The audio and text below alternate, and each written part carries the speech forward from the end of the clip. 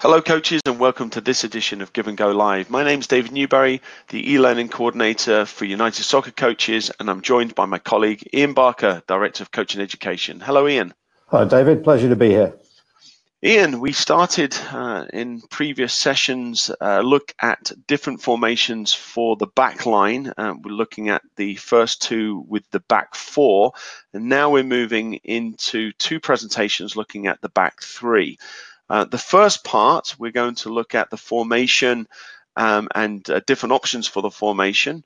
And we're going to start off with this diagram here, looking at the numbering system. So Ian, would you like to pick up from here? Sure. So these shadow figures represent a 4-4-2, which we've previously discussed. But what we're looking at now are these small blue discs, and we're looking specifically at the back three. And what's great about this series of presentations we're making is many of us can play with the back three, but we'll all perhaps do it slightly differently. So in this case, we've identified two number fives, and they would be our man-marking centre backs. And we've identified a number four, and what that represents is more of a free player, a sweeper or a libero, if you will.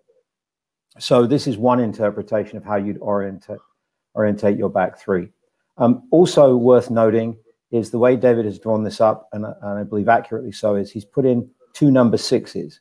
The idea being that we're very thick defensively down the center of the field because we've got these two holding midfielders plus our back three.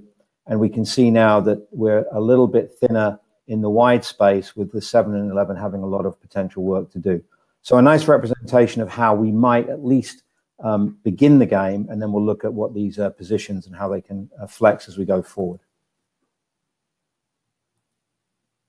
So one of the things that we like about the potential of this system, and whilst it's not currently in great fashion, it certainly has been at different times, is that this player is the sweeper. So he or she will cover behind the two number fives and always provide that extra cover. And then the fives, the two fives, know that they have a direct responsibility. Again, we would be stressed with this space in behind 11 and this space in behind 7. And so whether they consider themselves wide midfielders or wide forwards, or more of a wide fullback that's allowed to go forward. So the interpretation of a 7 and 11 in helping us defensively when we have a narrow back three is very critical. And then we've got a nice list of considerations here about this setup, but I'd like to just draw your attention to the yellow highlighted ones for sure.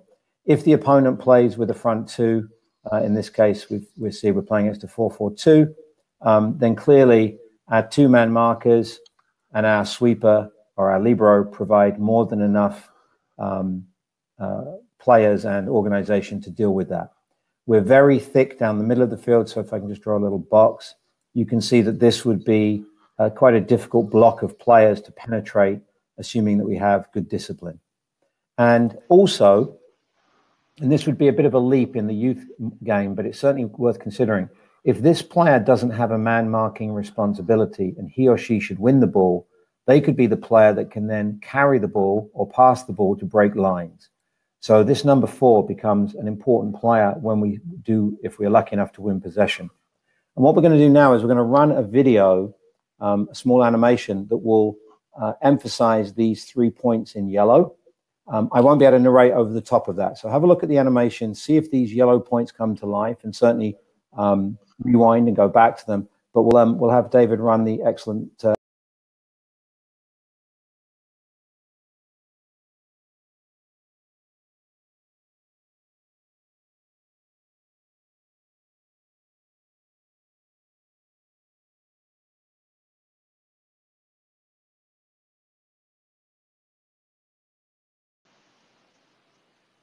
So yeah, let's now talk about the second option, or the challenges associated with option number one. Yeah, and again, I don't mean to flog a dead horse, but clearly we have to really account for this wide space. So 7 and 11 are going to be people that can make this system or this formation into a system work for us. The challenge becomes, if they are not doing their job, or even if they are, if 5 gets pulled out to support on the 11 or cover the 11, or this 5 gets pulled out to cover the number 7, we now lose that man marker from the middle. And what happens? Does the number 4 have to step up and man mark, or does the 6 drop in? So managing the wide spaces can be a real challenge of this program, in addition to the other things listed here. I'm highlighting the yellow ones right now. And so this is something the coach addresses, because sometimes this can flop into more of a 5 in the back, and that may not be quite what the coach wants. So you have to be cautious about when it becomes 3, does it morph to 4, and does sometimes become 5 in the back, and then it's very difficult to play out from there. Let's have a look at a video, Ian, on that now.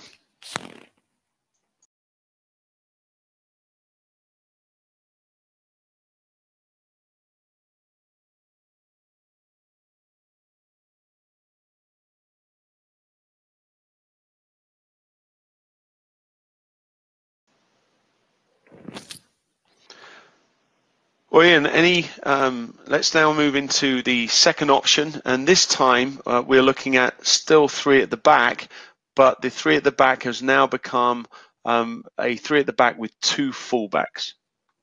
Yeah, and this is again, this is the great thing about this little series of presentations, is how you play 3 in the back will be different than another coach who tries to employ 3 in the back. So what our numbers essentially represent here is that 3 and 2 are more fullbacks designed to get out wide and defend and also attack. And of course, if that's the case, then our number 4 is very exposed. So whereas in the previous presentation, we had the 2 5s in with the 4, now we have these 2 6s in the midfield, and their job is to really cover these central spaces as needed.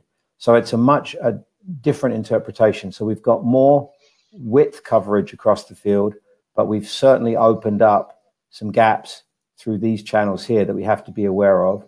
And then we have to have midfielders in the 2 6s that really consider themselves fullback, centre-backs, stand-in centre-backs as necessary. So some nuance, but it does maybe help the issues of covering wide, which we didn't really address so well with our 4 and 2 5s. So if I look at some features, again, it's this notion of the 6s. So we're going to show you the animation and show how the 6s drop in. And one of the nice features is, whereas we previously put a lot of strain on the 7 and 11 in our first interpretation of the back 3, what we'll see in the animation is if the 2 can get out or the 3 can get out because the 6s drop in, then 7 and 11 can stay in that midfield block and stay a little bit higher. So we now have a better potential team shape to play out. We haven't flattened out with 5 in the back. So David's done some excellent animations, and we'll just run through them here with particular attention to the yellow highlighted pieces.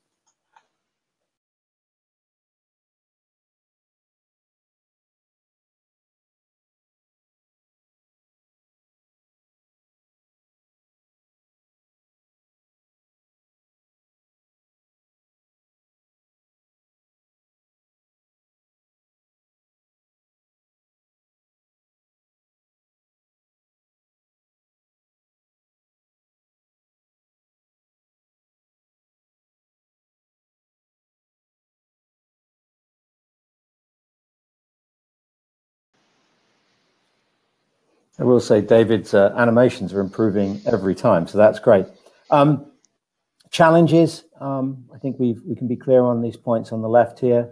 3 on the back can be a lot quite stressful for a youth coach to employ, and indeed youth players to play. But one of the big concerns is this channel here, because this channel gets very broad between 4 and 3 if 3 gets pulled out, or very broad between 4 and 2 if 2 gets pulled out. I think we can adequately deal with it with disciplined 6s dropping in, but we have to be mindful, because if 3 pulls, there might be an inclination for 4 to pull, and then gaps will appear that the opponent can penetrate through. So what we're going to look at in this next animation is how the back 3 gets pulled apart, and if the 6s aren't disciplined, how maybe players, in this case down our left, the opposing right, can get into these seams. So have a look at this animation of how we can get pulled apart as a challenge.